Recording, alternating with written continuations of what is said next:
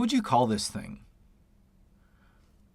For months, I've been obsessed with these things on the walls of Toronto. They're absolutely everywhere in the city, and I've never heard anybody talk about them.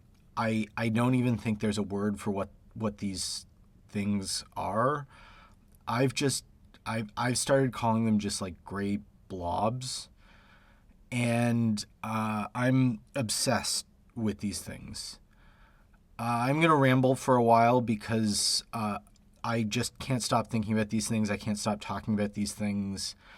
I'm an artist, sort of, and I want to tell you about an art project that I've been working on, all about these gray blobs. I am, by the end of this video, hopefully all of this is going to make sense and you can appreciate the blobs as much as I do. I honestly feel like these things represent the soul of Toronto, the very identity of our city. They're a perfect visual encapsulation of what it is to be Toronto in 2024. And if you pay close attention to this video, by the end you might be able to find some of my original paintings mounted on the walls of this city. So let's get into it. This is a good place to start. This is the sidewalks under Queen and Dufferin, and the vibe down here is just awful. The lights of this green hue, it's loud, it's dirty, the traffic's moving really fast, and obviously there's graffiti everywhere. There's also this public art on the walls that is kind of cool. It's this black perforated metal, and there's these eyes that are made out of these colorful mosaics that are super detailed if you look closely. But it's easy to miss out on them because they're completely covered in graffiti and just a total mess. The whole area, there's lots and lots of graffiti around. Let me lay my cards on the table here. I didn't do any research about the meaning of any of the tags that you see around the city. I don't come from like graffiti culture or anything, but personally, I think that pretty much any graffiti shows some kind of life and humanity to it, whereas a gray wall is just lifeless, soulless, and completely terrible. And the fact is that you see a lot of gray concrete walls around Toronto. The city is not winning the war on graffiti at all, but they're fighting the war. They're doing something, and that's where these gray squares, blobs, whatever you want to call them, comes in. Because I really spend a lot of time thinking about what the city is trying to say with this. They're not trying to preserve like the aesthetic qualities of the gray wall or something. They're not trying to hold on to some distinct architectural vision of gray concrete on an underpass. They're just kind of saying this wall has to remain gray. Sometimes if you're looking, you can see where the city has painted gray paint on top of gray paint on top of gray paint on a gray concrete wall. And then someone comes along with a can of spray paint and just tags right over it. And, like, what's the point? These things are everywhere. These gray blobs are all over the place. I emailed the city of Toronto, and I was told they spent $2.6 million on graffiti removal in the last 5 years. I don't think that's a lot of money. That's like $600,000 a year, and the overall city budget is something like $17 billion. So it's not like we're spending a ton of money on these gray blobs, but, you know, maybe we should be. Maybe if we really care about graffiti removal, we should be doing more than whatever the hell this is. I think part of the reason why I'm so obsessed with these things is that they're not even trying to hide themselves. they're just like doing a really shitty job. Basically, I just think the city of Toronto sees graffiti as a form of disorder and bare gray walls as a form of order. And even though we're not winning the war on graffiti, even though the city is not in any way keeping up, they're not giving up without a fight. They are adamantly saying this wall must remain gray. I I grew up in Toronto. I love the city. I'm an artist, and a lot of the art I make is about the city of Toronto in one way or another. And there's a lot of beauty to be found in Toronto if you've got eyes to notice it. There's art all over the place. Some of it is officially sanctioned, and a lot of it is just regular citizens who are spending their own time and their own money to create things that make the city a more beautiful place. Someone just put this little butterfly here. Um, but I think there's this way that a lot of the nice things about Toronto come down to money. You know, telcos and banks have nice, clean areas around their buildings. Leafy streets are maintained by millionaire homeowners. And, you know, the planter boxes and flowers on retail districts are paid for by BIAs who want to ensure that shoppers are happy. On the other hand, public spaces are often kind of run down and crummy. The public bathrooms are absolutely disgusting. Uh, the list goes on and on. And the thing about it for me is that, like, there are lots of nice things in the city of Toronto. Alexandra Muir Gardens, one of my favorite places in the city, is absolutely beautiful. But I feel like the thing that happens in Toronto a lot is that there are these little pockets that are beautiful and wonderful and special. And then if you're not in that little pocket, what you get is just crappy and half-assed. And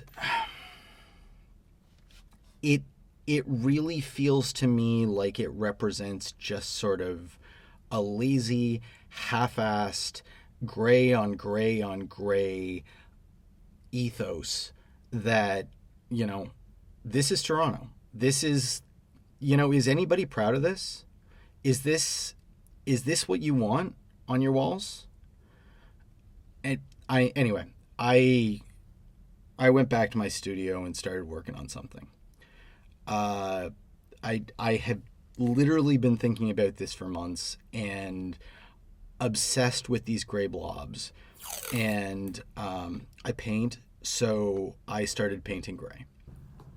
And I really worked at this. I spent a long time trying to perfectly capture the essence of these gray blobs. I I wanted to see if I could find beauty in them, or just I don't know, could I replicate a gray blob? But I didn't try too hard because, like, the city's not trying too hard. Well, I kind of tried hard. Like, I painted a lot of gray blobs. I just every day for like a month I painted a gray blob, just trying to sort of really zone in on the essence of these things, try to understand them, you know, get inside the heart of the gray blob. And I don't know, I might have been depressed, but I really did a lot. I really did a lot of gray. And and then I sort of started thinking, like, why does it have to be gray paint? Like, why couldn't we cover the graffiti with blue paint? Even if you don't like the street art, what if it was red? I don't know what was happening with this one.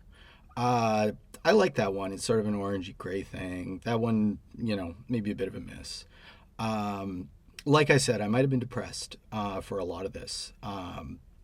But, you know, like, what if it was yellow? What if we covered the gray graffiti and tags with happy yellow paint? Wouldn't that be better? This one isn't better. I don't know what was happening that day. That's also pretty bad. But I was really trying to get my mind inside. That one's nice. Inside the idea of the blobs on the walls, and see if there was something better out there. And ultimately, I wanted people to see it. And I wanted people to sort of think about this the way I think about it. So I fired up my trusty laminator, and I weatherproofed these paintings by laminating them. I did a version of this earlier this year. I trimmed the edges so it was all nice and tidy. And I put them in picture frames. Yeah, like earlier this year I did a version of this where I put flowers up on walls around the city, and most of them were pulled down pretty fast, but one of them stayed up for like 3 months before someone put a tag on it and pulled it down.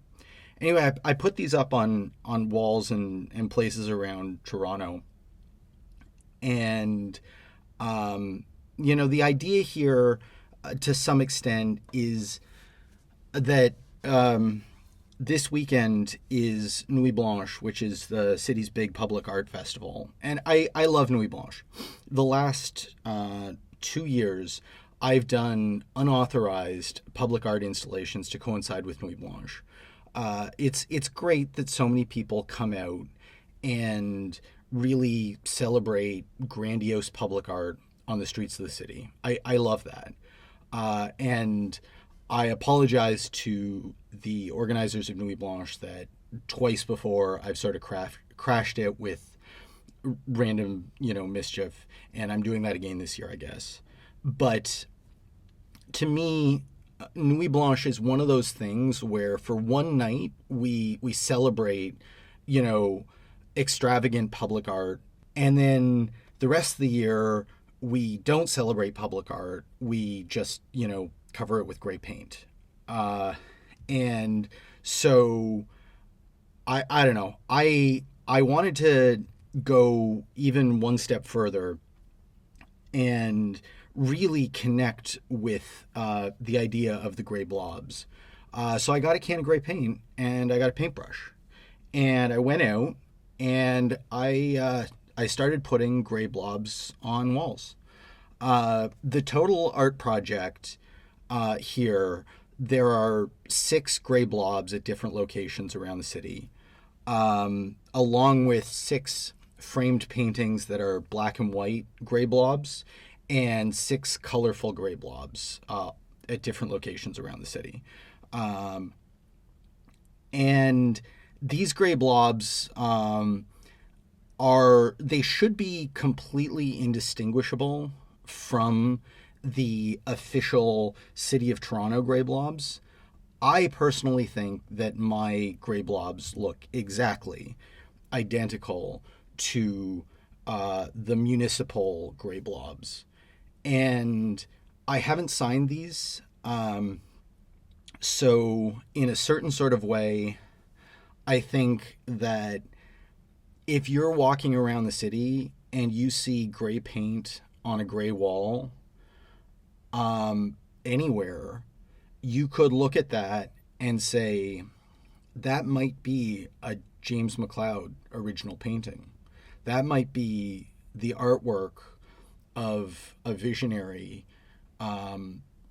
social commentary. And then you could ask yourself if it's any good.